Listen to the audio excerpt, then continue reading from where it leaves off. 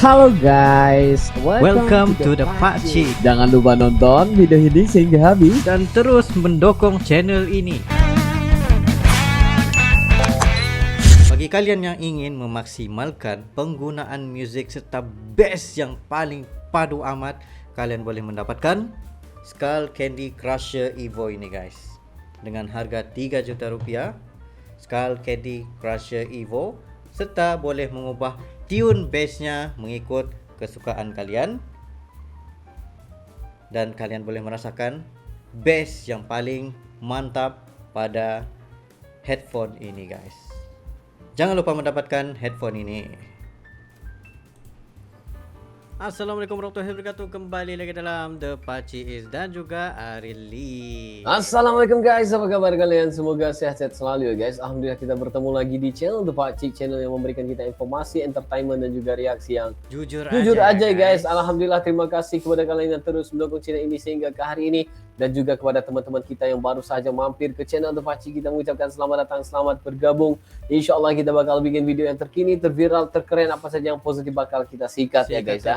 Untuk kali ini kita bakal melihat daripada daftar top yang mana ada satu channel ini memberikan judul Solusi Pengganti Jembatan Selat Sunda Kapal Kereta Antar Pulau. Yes. Wah. Selama ini kita selalu melihat kepada macam mobil diantarkan menggunakan kapal feri. Tetapi ini gimana caranya untuk menghantar kereta di dalam feri? Ini adalah satu solusi bagi penggantian kepada jembatan Selat Sunda begitu, karena kita tahu Indonesia ini kaya dengan pulau-pulaunya. Jadi mungkin ini adalah solusi yang terbaik untuk menghantarkan kereta-kereta itu. Wow, jadi gimana prosesnya itu guys? Kita bakal lihat, nonton video ini hingga habis. Dalam 3, 2, 1, and go. Hai semua, Penasaran juga aku nih sebenarnya. untuk menuju dari satu daratan ke daratan lainnya, selain jembatan juga bisa menggunakan transportasi laut yang bernama kapal feri. Salah satu jenis dari kapal feri adalah tren feri atau feri kereta. Tren feri dapat mengangkut kereta api di dalamnya. Dan dengan adanya tren feri, dapat menjadi solusi sebagai pengganti jembatan. Kapal ini sudah banyak digunakan di luar negeri, terutama di benua Eropa. Yes. Tapi sebelum itu ya, untuk pengetahuan kalian semua juga, budget ataupun pembiayaan untuk membina satu jembatan itu kira macam 10 hingga 100 kali ganda mahalnya berbanding menggunakan feri itu sendiri solusinya. Jadi mungkin ini adalah solusi yang terbaik. Terbaik. Bukan juga termurah lah, tapi terbaik. Mari kita lanjutkan. Cut cost ya. Jembatan Selat Sunda adalah salah satu rencana proyek besar sejak tahun 1960 yang melintasi Selat Sunda sebagai penghubung antara Pulau Jawa dengan Pulau Sumatera. Jembatan direncanakan memiliki panjang sekitar 30 km, lebarnya 60 meter, dengan rencana anggaran sekitar 100 sampai 200 triliun rupiah. 200 triliun. Pada November tahun 2014, pemerintahan Presiden Jokowi menangguhkan rencana pembangunan jembatan tersebut. Selain fokus untuk mengembangkan infrastruktur di Pulau Sumatera, biaya untuk pembangunan jembatan juga sangat mahal dan membutuhkan waktu pembangunan yang lama. Di tahun 2014 juga, konsep kapal tren feri pernah diusulkan oleh Persatuan Insinyur Indonesia. Adanya tren feri dinilai lebih baik daripada membangun jembatan yang sangat mahal. Pembangunan tren feri dinilai lebih murah, sehingga alokasi pembangunan jembatan bisa dialihkan untuk membangun jalur kereta ganda di Sumatera dan Jawa. Pembangunan kapal feri juga lebih cepat disediakan, sedangkan dari segi teknologi pembuatan kapal feri ini sudah banyak dikuasai galangan kapal nasional. Tren feri atau feri kereta jujur aku baru tahu nih berbentuk seperti kapal feri pada umumnya, namun feri ini mampu membawa kereta api di dalamnya. Di dalam dek feri juga terdapat rel kereta untuk memudahkan kereta turun atau naik saat di dermaga. Sedangkan pada dermaga, biasanya juga dilengkapi dengan jembatan atau link span hidrolik yang berguna sebagai penghubung antara tren feri dengan daratan. Jembatan penghubung dapat naik dan turun menyesuaikan pasang surut air laut sehingga posisi dek kapal dan daratan dapat sejajar. Wow. Kemudian terdapat juga fender sebagai penahan benturan, serta terdapat pin pengunci agar posisi rel tidak berubah.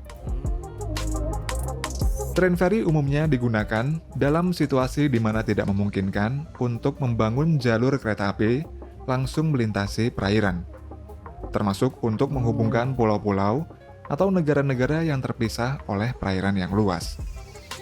Train ferry adalah sistem transportasi yang menggabungkan kereta api dengan kapal feri, sehingga memungkinkan konektivitas antara wilayah yang terpisah oleh selat, sungai, atau danau. Seperti Dover Dunkirk Train Ferry ini, yang merupakan jalur kapal feri khusus untuk mengangkut kereta api antara pelabuhan Dover di Inggris dan pelabuhan Dunkirk di Prancis. Sebelum adanya terowongan bawah laut antara Inggris dan Prancis, setiap harinya train ferry di pelabuhan ini dapat melakukan perjalanan sebanyak 4 kali pulang pergi. Wow. Train ferry tersebut dapat memuat sebanyak 120 gerbong kereta dengan kapasitas penuh.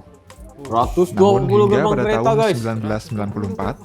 1994, layanan train ferry ini dihentikan karena digantikan oleh terowongan bawah laut sepanjang 50 km antara Inggris dan Prancis. 50 km. Di Jerman juga ada rute Vogelfluglinie yang menghubungkan Copenhagen, ibu kota Denmark, dengan Hamburg, kota terbesar kedua di Jerman. Vogelfluglinie melibatkan perjalanan melintasi Selat Fehmarn, yaitu perairan yang memisahkan Denmark dengan Jerman Utara. Rute ini sangat penting karena menghubungkan wilayah Skandinavia dengan daratan Eropa, bisa dibuat serta di merupakan Selat jalur Sunda ini. transportasi yang penting bagi perjalanan penumpang hingga kargo antara kedua negara. Pada rute Vogelfluglinie, digunakan kereta api kecepatan tinggi yang bernama ICE dengan panjangnya sekitar 106 meter. Setelah kereta api masuk ke dalam train ferry, selanjutnya train ferry melintasi Selat Fehmarn yang membutuhkan waktu sekitar 45 menit. Wow. Train ferry di Vogelfluglinie memiliki 2 lantai, lantai atas untuk mobil, sedangkan lantai bawah untuk tempat kereta api dan juga truk. Sedangkan total waktu yang dibutuhkan dari Denmark menuju Jerman sekitar 4 jam 15 menit dan begitu juga sebaliknya. Akan tetapi ke depannya, train ferry pada rute ini akan dipensiunkan karena digantikan dengan terowongan bawah laut, yaitu Fehmarnbelt. Train ferry yang masih beroperasi di Jerman, yaitu Mecklenburg-Vorpommern. Train ferry ini dioperasikan oleh Stena Line, yaitu salah satu operator ferry terbesar di dunia yang berbasis di Swedia. Train ferry tersebut merupakan jenis kapal Ro-Pax yang memiliki kapasitas maksimum 600 penumpang serta 445 mobil, dan juga dapat digunakan untuk mengangkut kereta api. Train ferry ini diluncurkan pada tahun 1996 yang saat ini beroperasi antara Swedia dan Jerman, yaitu Trelleborg dan Rostock. Untuk menempuh rute perjalanan itu, membutuhkan waktu sekitar 6 hingga 7 jam. Wah, lama sekali. Negara Eropa lainnya Tapi yang itulah, masih bisa juga mengoperasikan bawa train kereta. ferry adalah Italia. Seperti layanan train ferry di Selat Messina ini. Train ferry di Selat Messina merupakan satu dari 3 layanan train ferry yang masih beroperasi hingga saat ini. Train ferry di Italia ini mengangkut kereta api antara daratan Italia dan Pulau Sisili melalui Selat Messina. Dan saat menyeberangi Selat Messina, train ferry hanya membutuhkan waktu sekitar 25 menit saja. Tidak hanya negara-negara Eropa saja yang memiliki train ferry, negara di Asia yaitu Cina juga memiliki layanan train ferry seperti rute Guangdong ke Hainan. Jalur kereta api Guangdong adalah sebuah proyek besar Cina yang bertujuan untuk menghubungkan provinsi Pulau Hainan dengan wilayah Guangdong di Cina Selatan. Meskipun Cina terkenal akan jembatannya, namun untuk menyeberangi Selat Gyeongsu yang memisahkan Pulau Hainan dari daratan Cina, mereka menggunakan layanan train ferry. Kapal feri ini memiliki kapasitas sekitar 10.000 ton dan dirancang untuk mengangkut gerbong kereta maupun kendaraan lainnya. Setelah gerbong kereta dimuat, tren feri akan berlayar melintasi Selat Gyeongsu yang memiliki jarak sekitar 23 km. 23 km. Setibanya di pelabuhan tujuan, gerbong kereta akan dikeluarkan dari kapal feri dan dihubungkan kembali dengan lokomotif. Sedangkan untuk kendaraan lain akan keluar dari dek atas kapal yang langsung terhubung dengan jalan raya. Dengan adanya layanan tren feri ini, dapat memberikan alternatif transportasi yang lebih efisien, serta meningkatkan peluang investasi, mobilitas penduduk, dan mendukung pengembangan sektor pariwisata bagi Pulau Hainan. Benar-benar. Mantap Terima ini kasih buat Daftar Top karena telah memberikan kita satu ilmu yang baru berkenaan dengan kapal kereta antara pulau. Wah. Iya guys, wah ini seharusnya apa? Ya semoga bisa terwujud di Indonesia ya guys ya, sehingga bisa ke Indonesia dengan kereta juga ya. Yang ini sebenarnya solusi yang paling tepat ya guys kalau aku ya untuk Indonesia, karena karakter kepulauan lebih ekonomis untuk menghubungkan antar pulau ini ya. Betul. Karena very murah juga sebenarnya daripada itu yang kita bilang lagi satu murah daripada jembatan ya. Betul.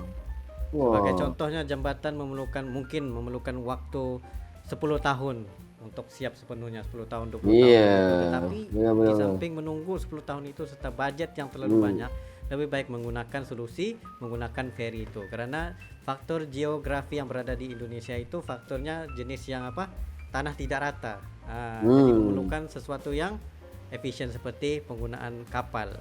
Benar-benar. Tapi untuk merealisasikan impian ini bukan sesuatu yang mudah ya, bukan sesuatu yang gampang. Betul. Karena ya pastinya setiap negara dan juga setiap tempat itu pastinya beda-beda juga. Ya dari segi airnya, dari segi lautnya, ya pasang surutnya, ya memang pastinya berbeda ya. Pasti ada alasan yang terbaik kenapa ditangguhkan, kenapa nggak ada ini solusinya, ya pasti ada alasan untuk seperti ini. Tetapi apabila dibentangkan tentang feri kereta ini sebenarnya mungkin bisa direalisasikan, tapi bukan harusnya di research lah ya, mungkin lebih ya, mungkin udah di research, mungkin udah ya kan. Tetapi pasti ada alasannya ya kenapa nggak bisa ya kan. Dari segi cost ya, permukaan bumi juga ya. Itu Satu harus lagi, diambil juga. seperti Bapak Jokowi yang beritahu tadi bahwa dia bebannya kita fokus dengan ini, lebih baik kita memperbaiki infrastruktur sedia ada dahulu, mungkin selepas selesai itu barulah dapat dihubungkan di antara dua itu, seperti solusi menggunakan feri, kapal ataupun jembatan ataupun tol bawah laut. Tapi sebenarnya kalau bikin jembatan juga ya, kita tahu ya terowongan bawah laut kalau sebenarnya agak sedikit berbahaya karena itu ada lingkungan aktif gempa juga ya, gempa aktif. Jadi kalau ada kapal kereta kayak gini itu ya mungkin solusi inilah yang terbaik bagi aku lah. Bila kita dengerin kayak gini guys, gitu. Wah, ini memang sangat luar biasa ya, potensinya sangat besar. Potensinya sangat besar. Terwujud itu bisa ya, karena ya banyak juga pembangunan yang mustahil ya, yang kita bilang mustahil tetapi terwujud juga ya. Pastinya menjadi solusi yang terbaik lah ya. Dan lagi satu yang kita tahu lah, yang sebelum ini kita pernah reaksi gimana pembikinan railway itu, roda karet itu pun bukan sesuatu yang mudah.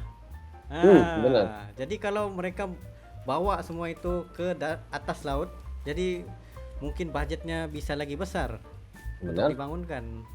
Ya benar. Jadi guys, ini kita bukan ahlinya, cuma apa yang kita terangkan itu apa yang kita rasakan dan jujurkan aja ya. Mungkin kalian ada pendapat tersendiri juga, silakan komentar di bawah seperti biasa ya. Jadi guys, mungkin itu untuk kali ini ya Bos ya. Itu sebarang video, sekiranya kalian ada lagi sebarang video untuk direaksi, just komen beserta dengan link, dan insyaallah kami coba yang terbaik untuk merealisasikan video-video Anda. Ya begitu saja untuk kali ini. See you in the next video. Assalamualaikum, bye bye.